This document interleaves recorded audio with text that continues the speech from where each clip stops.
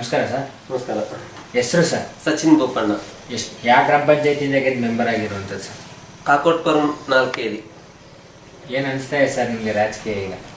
ರಾಜಕೀಯ ಪರವಾಗಿಲ್ಲ, ಮಾಮೂಲು. ಈಗ ನನಗೆ 3 ವರ್ಷದ ಅನುಭವ ಇದೆ ಅಷ್ಟೇ ಸರ್. ಈಗ ಅಧ್ಯಕ್ಷ ಸಹ ಆಗಿದ್ರೆ ಎಷ್ಟು ತಿಂಗಳ ಕಾಲ ಅಧ್ಯಕ್ಷ? 2.5 ವರ್ಷ ಅಧ್ಯಕ್ಷನಾಗಿ. 2.5 ವರ್ಷ ಅಧ್ಯಕ್ಷ ಡಿಸೆಂಬರ್ ವರೆಗೆ. ಸರ್, ಈಗ ಅಧ್ಯಕ್ಷರಾಗಿ ನಿಮ್ಮ ವಾರ್ಡಿನಲ್ಲಿ ಏನೇನು ಬದಲಾವಣೆಗಳು ನಿಮ್ಮ ತಂದಿದ್ದೀರಾ ಸರ್ ನಿಮ್ಮ ಗ್ರಾಮದಲ್ಲಿ? ಹೌದು, ನಾನು ಅಧ್ಯಕ್ಷನಾದ್ಮೇಲೆ ಬೇಕಾದಷ್ಟು ಕೆಲಸ ಮಾಡಿದ್ದೀನಿ. ತಡೆಗೋಡೆ, ಕೆರೆ, ಮೋರಿ ಇಂಥದ್ದು ಬೇಕಾದಷ್ಟು ಕೆಲಸಗಳು ಆಗಿದೆ.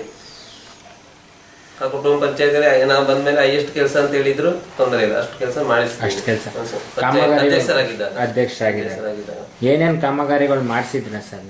ತಡೆಗೋಡೆ, ಮತ್ತೆ ಮೋರಿಗಳು, ಮತ್ತೆ ಕೆರೆ, ಇಷ್ಟು ಕೆಲಸ ಕಾರ್ಯಗಳನ್ನ ಮಾಡಿಸಿದ್ರಿ ಸರ್. ನಿಮ್ಮ ರಾಜಕೀಯಕ್ಕೆ ನೀವು ರಸ್ತೆ ಇದೇ ಮೊದಲನೇ ಬಾರಿ ನೀವು ರಾಜಕೀಯಕ್ಕೆ ಬಂದಿರೋಂಥದ್ದು ಸರ್? ಇದೇ ಮೊದಲನೇ ಬಾರಿ. ನಿಮ್ಮ ಫ್ಯಾಮಿಲಿ ಬೇರೆ ಯಾರು ಇದ್ರ ಸರ್ ರಾಜಕೀಯದಲ್ಲಿ? ತಮ್ಮ ಇದ್ದಾನೆ. ನಿಮ್ಮ ತಮ್ಮ? ಅವ್ರು ಏನಾಗಿತ್ತು? ಲಾಯರ್. ಅವರು RMC ಮೆಂಬರ್ ಆಗಿದ್ರು. ಕಳೆದ ಸಲನು ಈ ಸಲನು ಗೌರ್ಮೆಂಟ್ ನಾಮಿನಿಯಾಗಿ ಆಗಿದ್ದಾರೆ ಸರ್. ಸರ್, ಇನ್ನ 2 ವರ್ಷ ಅವಧಿ ಇದೆ ಸರ್. ಈ 2 ವರ್ಷ ಅವಧಿಯಲ್ಲಿ ನೀವೇನೇನು ಬದಲಾವಣೆಗಳು ತರಬೇಕು ಅಂತ ಅನ್ಕೊಂಡಿದ್ದೀರಾ ಸರ್? ಇನ್ನೂ ಆದಷ್ಟು ಕೆಲಸ ಕಾರ್ಯ ಅಧ್ಯಕ್ಷರ ಜೊತೆ ಸೇರಿ ಮಾಡೋದು. ಅಧ್ಯಕ್ಷರು ನಿಮ್ಮ ಮೆಂಬರ್ ಆಗಿದ್ದೀನಲ್ಲ. ನಿಮ್ಮ ಅಧ್ಯಕ್ಷರು ನಿಮ್ಮ ಪಂಚಾಯತಿಲಿ ನಿಮ್ಮ ಹೊಂದಾಣಿಕೆ ಯಾವ ತರ ಇದೆ ಸರ್? ಎಲ್ಲ ತೊಂದರೆ ಇಲ್ಲ, ಎಲ್ಲಾ ಮೆಂಬರ್ಸ್ ಒಗ್ಗೂಡಿ ಕೆಲಸ ಮಾಡ್ತೀವಿ, ಯಾವುದೇ ಪ್ರಾಬ್ಲಮ್ ಇಲ್ಲ.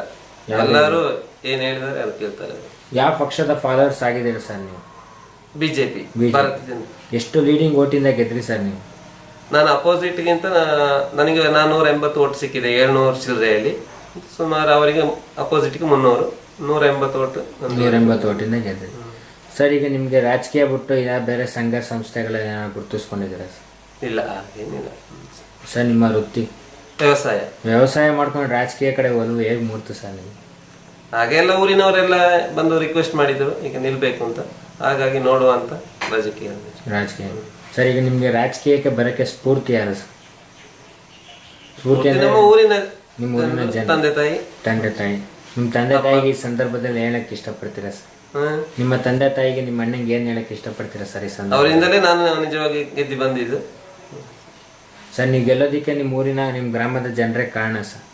ಅವ್ರಿಗೆ ಏನ್ ಹೇಳಕ್ ಇಷ್ಟಪಡ್ತೀರಾ ಸರ್ ಈ ಸಂದರ್ಭದಲ್ಲಿ? ಅವರಿಗೂ ಅಷ್ಟೇ ಅಲ್ಲ, ನನಗೆ ಓಟ್ ಹಾಕಿದವರಿಗೆ ಬೇಕಾದಷ್ಟು ಕೆಲಸ ಮಾಡಿಸಿದ್ದೀನಿ, ಇನ್ನು ಮುಂದೆ ಮಾಡ್ತೀನಿ. ಇಷ್ಟೊತ್ತು ಕಾಲ ನಮ್ಮ ಜೊತೆ ಮಾತಾಡಿದ್ಕೆ ತುಂಬಾ ಧನ್ಯವಾದ. Thank you.